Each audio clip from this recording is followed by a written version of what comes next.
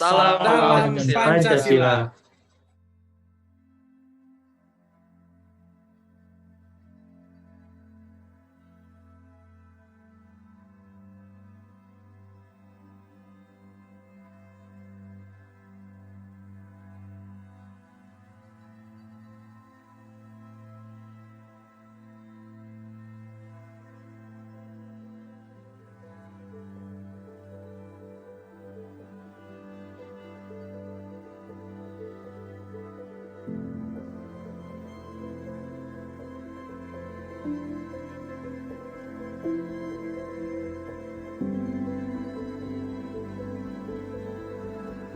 Baik, Assalamualaikum warahmatullahi wabarakatuh. Selamat pagi semuanya. Terima kasih sudah bersedia hadir untuk diwawancarai mengenai UU ITE yang sekarang sedang marak dipertanyakan oleh masyarakat luas. Sebelumnya, perkenalkan nama saya Bintang Sofian selaku moderator dan rekan saya Zaidan Ibnu Sabil selaku moderator 2. Sebelum memulai, saya mungkin perkenalan terlebih dahulu kepada kedua narasumber kami.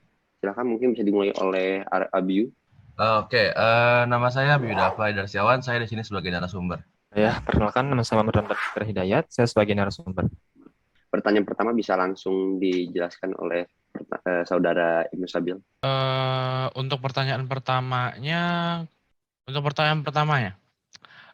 sebelumnya nih, apakah Anda sudah mendengar tentang kebijakan yang mengatur kegiatan sosialisasi di ruang digital seperti UU ITE? Nah, sebenarnya apakah Anda sudah tahu UU ITE itu apa sebenarnya? Oke, kita sebelum mulai ke situ kita harus tahu sejarahnya dulu dong. Sebenarnya UU ITE ini dibuat dari 21 April tahun 2008, diresmikannya juga di tanggal itu. Dibuat oleh Menko Polhukam pada saat itu ya, yaitu Mahfud MD. Nah, UU ITE ini sebenarnya dirancang tuh untuk melindungi rakyat dari cyberbullying. Tapi nggak cuma rakyat doang dong yang kena. Pemerintah, ormas, suku, agama, ras, dan lain-lainnya. Itu juga dilindungi tuh. Makanya Pak Mahfud bilang kemarin, UU ITE itu masih sangat relevan dan sangat penting untuk menjaga image masyarakat dan image pemerintah yang dibuat sebagus mungkin oleh mereka. Nah, tapi sayangnya banyak banget double standar tuh yang ada di UU ITE tersebut. Kayak ya yang biasa kita temuin aja, pasal-pasal yang contoh gampangnya pasal 28 ayat 2 dah, yang tentang ujaran kebencian. Kok bisa gitu, yang mayoritas mengepres rakyat minoritas terus, ya gitu-gitu sih. Baik, bagaimana dengan saudara Fitra? Adakah pendapat lain yang mengenai pengetahuan umum mengenai UU ITE tersebut? Baik, kalau dari yang saya sudah ketahui sebelumnya, saya sudah dengar sebelumnya bahwa UU ITE itu merupakan undang-undang yang mengatur tentang informasi dan transaksi elektronik, yang juga merupakan undang-undang yang mengatur tentang seperti bagaimana kita melakukan transaksi di bidang digital, lalu juga menyebarkan foto, video, lalu informasi yang kita share lewat digital. Tentunya kalau dari yang saya ketahui sendiri banyak sekali undang-undang ITE yang masih karet ya. Undang-undang yang masih perlu direvisi lagi, perlu ditinjau lebih lanjut lagi.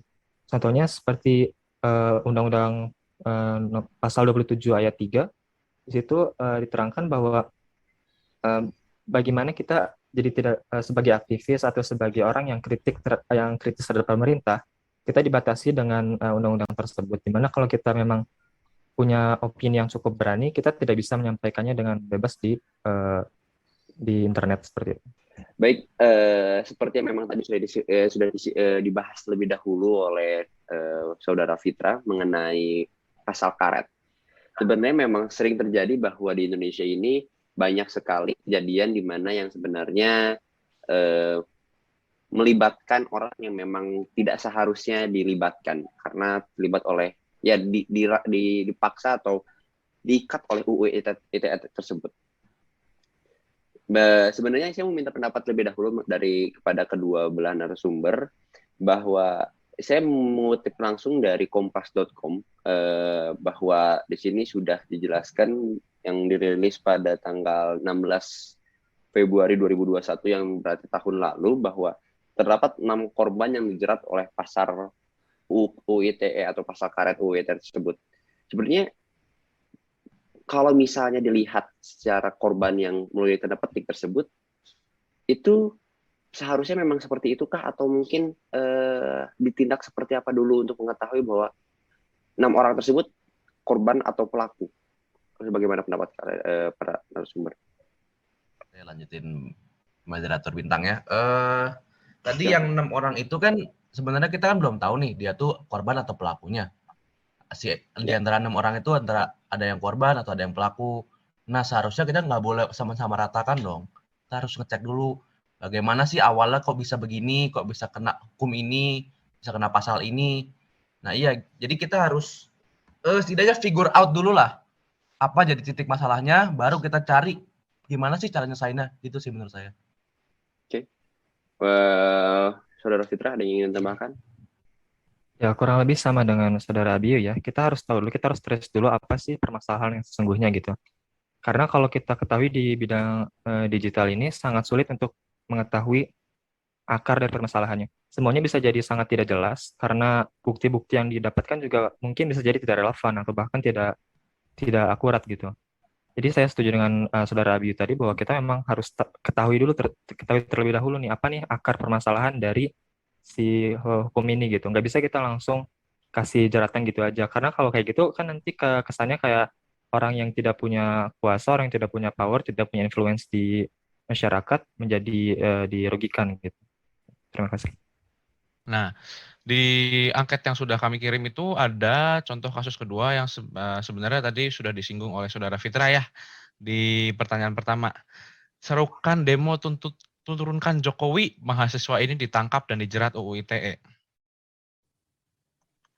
Jadi deskripsi kasusnya itu polisi menangkap aktivis mahasiswa atas unggahan media sosialnya dinilai berisi ujaran kebencian dan mengajak massa untuk menggelar aksi mencopot jabatan Presiden Jokowi.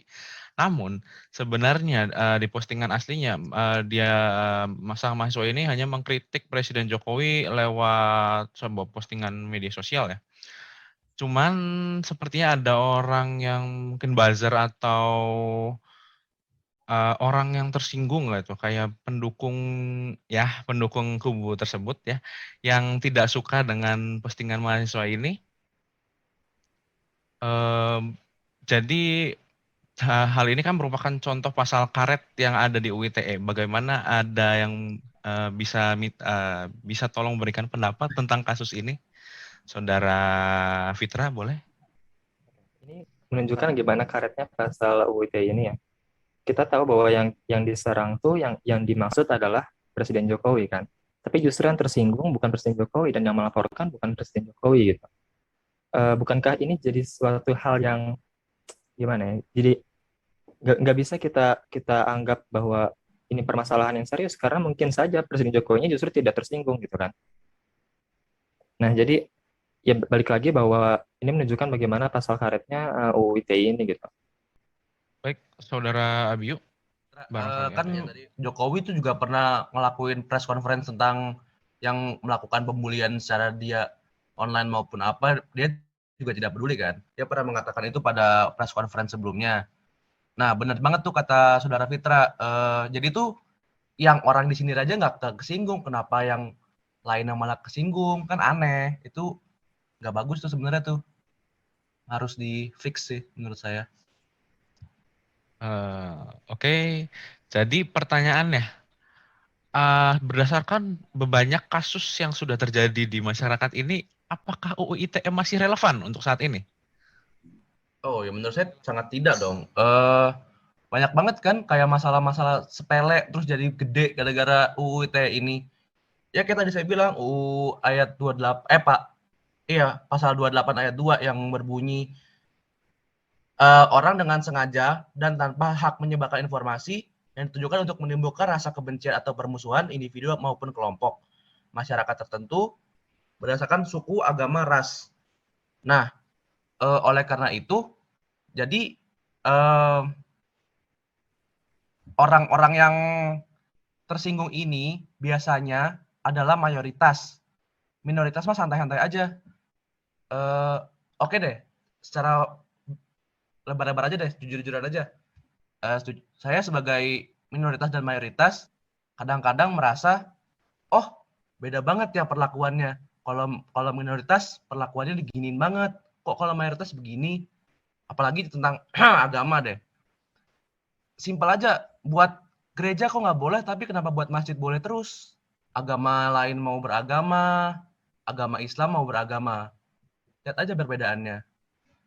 Ya, namanya juga mayoritas, begitulah. Oke, itu sih dari saya. Melanjutkan di pertanyaan yang sudah ditanyakan oleh rekan saya, yaitu saudara Zaidan Ibnu Sabil, mengenai sudah relevankah gitu.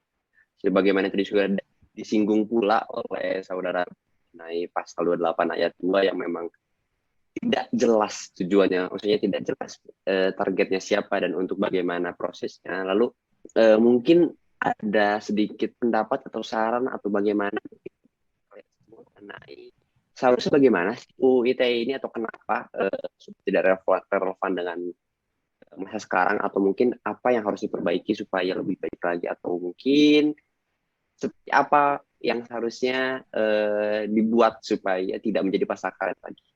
Silahkan mungkin dari saudara Fitri terlebih dahulu. Baik. Ya, kembali lagi bahwa sebetulnya pasal untuk UU ITE ini juga bukan tidak perlu sama sekali ya. Tentu kita juga perlu untuk mengurusi gimana transaksi elektronik supaya kita merasa aman dalam menjalankan transaksi elektronik di dunia digital gitu.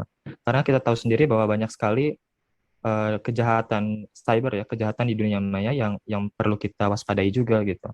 Jadi tetap perlu, hanya saja mungkin kalau kita lihat dari undang-undang ITE ini perlu banyak sekali yang direvisi ya.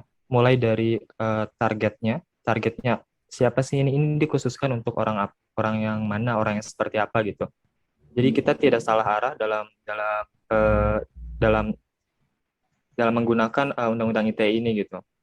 Dan juga soal ketersinggungan, bahwa ini harus jelas bahwa seharusnya kalau misalkan ada yang ingin melapor soal pencemaran nama baik dan lain sebagainya, itu tidak bisa diwakilkan dengan orang lain ya, tapi harus dengan orangnya sendiri gitu. Seperti tadi yang Jokowi tadi, kasus Jokowi tadi, seharusnya kalau memang Jokowi yang tersinggung, maka Jokowinya sendirilah yang akan melapor gitu, bukan orang lain.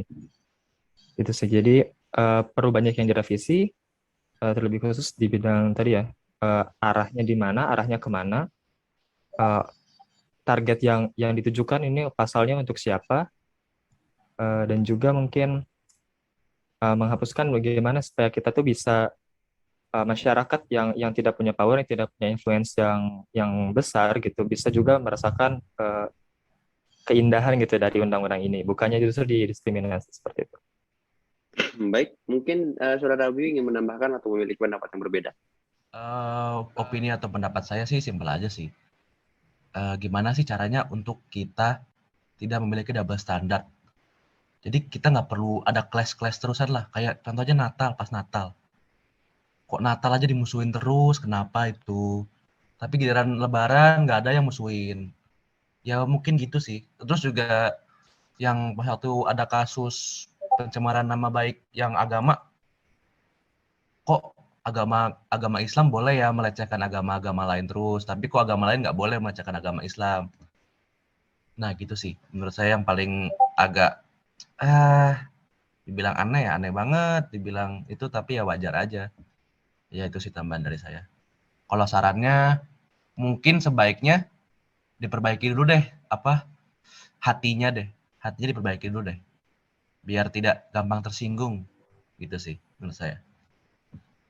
Baik, dapat saya kesimpulan dari kedua belah narasumber mengatakan hal yang serupa, namun tidak sama, yaitu bahwa dari awalnya dulu mungkin ya diubah dari awal, tentukan gitu.